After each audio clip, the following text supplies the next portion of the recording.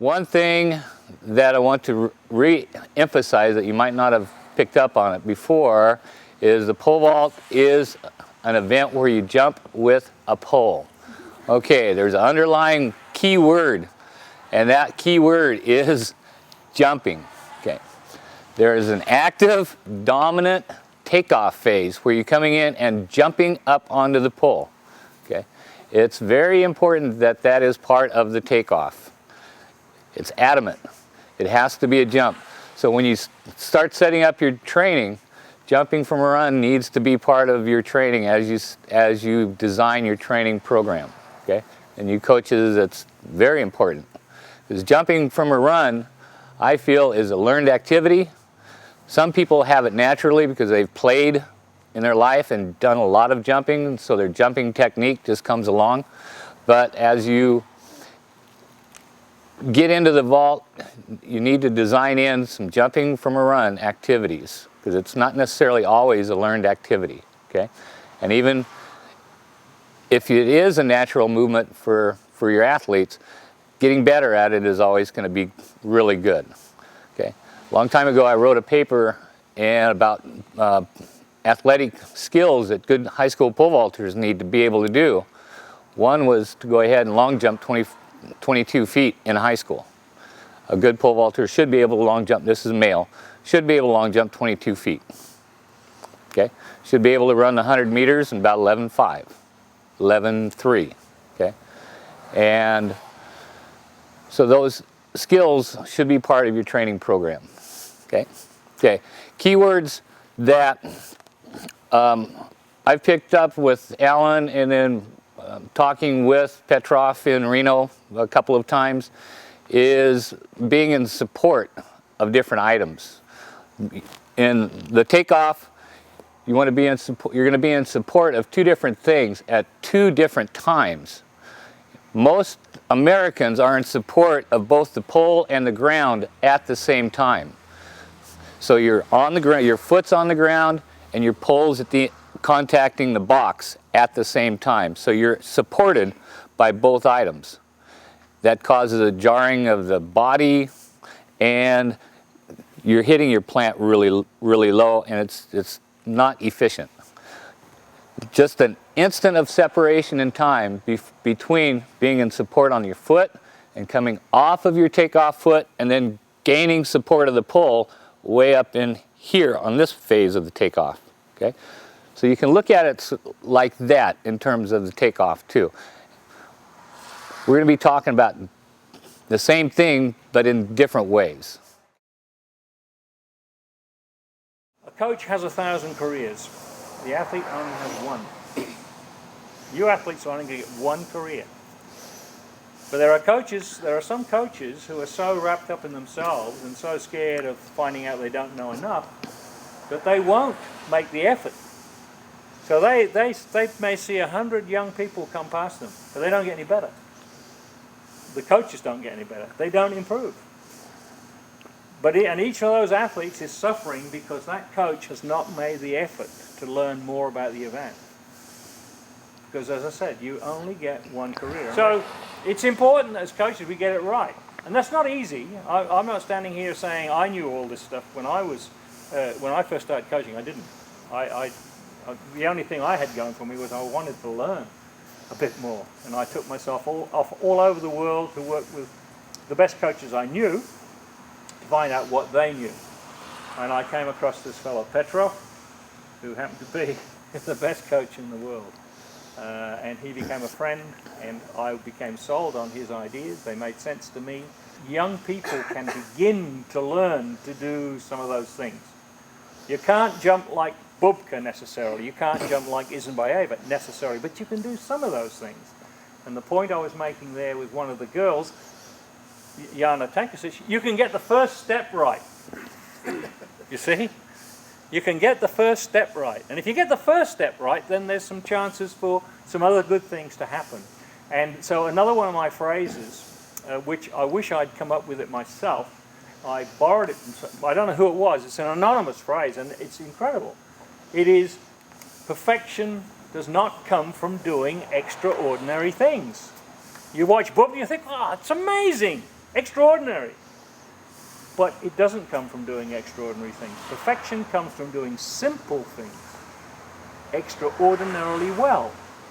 So when you saw the girls there doing those little drills, they would do hundreds of them to get it right. So they drove up the hands up through the pole. They were strong when they hit the pole. They stayed behind the pole. So a simple thing, but it has to be done extraordinarily well. So that only becomes a question not of your having immense talent, it's about having determination. And one of the things I like about the pole vault is it allows youngsters to value add, what I call value add. If you want to be a great sprinter, well, it's good to have the right parents, have the right genes, and have the right fast twitch fibers, and all of those things, because you can do all the training you like, you can improve your sprinting, but you can't make yourself hugely better. That's the way it is. But with the pole vault, it's different. That's why I've always liked the field events, because they're all like that. You know, the discus, the shot, you can take people and work with them, get them stronger, improve technique. But the pole vault's the best of the lot. You can value add more with the pole vault than any other event. Doesn't mean to say you'll become Olympic champions or world record holders. That doesn't mean to say that at all. But what it means is you'll become a lot better and reach a much higher standard relatively in the pole vault than you will in other events, if you are determined. And that's the quality I look for when I'm coaching athletes. And I always tell the story of one of the best athletes I ever coached, Simon Arkell. He finished up jumping 580, went to 2 Olympic Games, won a Commonwealth Games Championship, got a medal in the NC2As here. The first time he came, a friend brought him. He was about 11. He tried, we didn't have a big sand pit then, so we had to jump onto a pad. He couldn't get onto the pad. 4 or 6 steps, he ran in and stuck the pole in the box. He couldn't get himself onto the pad. So he vanished. He didn't come back. I thought, well, that's, it's not a bad decision probably, because he wasn't very good at this. A month later he came back, and I said, oh, where have you been? Have you been sick? He said, no. He said, my uncle took me down the Murray River. There's a canoe marathon for 1 month. You sit in a canoe and you can canoe down this river. Now you imagine what it's going to be like on your backside and your arms. He'd been doing that for a month. And click. I thought, there's something different about this guy. There's something special. He may not seem to have a lot of physical ability, but boy, he's got something here. And so I was very positive with it, very positive, and changed his life. He's now living in Laguna Niguel. He's married to an American girl. I think he may have a citizenship himself. I don't know. He's got a business. His whole life was changed because he had this determination to do something, and one phase of that was pole vaulting. So that's part of the message. And the other part of the message is when you become a pole vaulter, and you realise I've been all over the world to most of the civilized countries. I include America as being a civilized country here. And when you become a pole vaulter, you become part of a very special club. And Doc over there, I'll tell you the reason one day why I call him Doc. He actually had the gall to correct me. Mind you, he was right when I was doing a session at Nampa a couple of years ago. He pointed out that I'd used the wrong phrase, so he became Doc. But he is part of a special club. And he came back to it.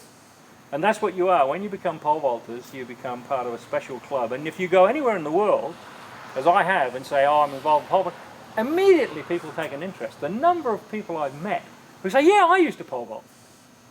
It's just incredible how many people have pole vaulted at some time in their lives and immediately have a bond. And that bond, if you carry on, can translate into friendships which can take you around the world, as it has me. Mm-hmm. So, I'm opening up vistas for you. You're going to do some very basic stuff here, but stick at it. You don't know where it will take you any more than Simon knew where it was going to take him. And I always make the point again that Bubka and Ismaeva, great athletes, but they didn't set out to be Olympic champions or world record holders. That wasn't something that they were thinking about when they started to learn the pole vault. They just wanted to enjoy it, enjoy the process. One final comment, what I'm on about is enjoyment. There'll be a bit of fun here, a bit of fun, but not too much. It's about enjoyment. And enjoyment comes from mastery, from a feeling that you are improving. That's where you get your enjoyment from. All right, so that's what I'm after. Quality performance, which you will enjoy doing.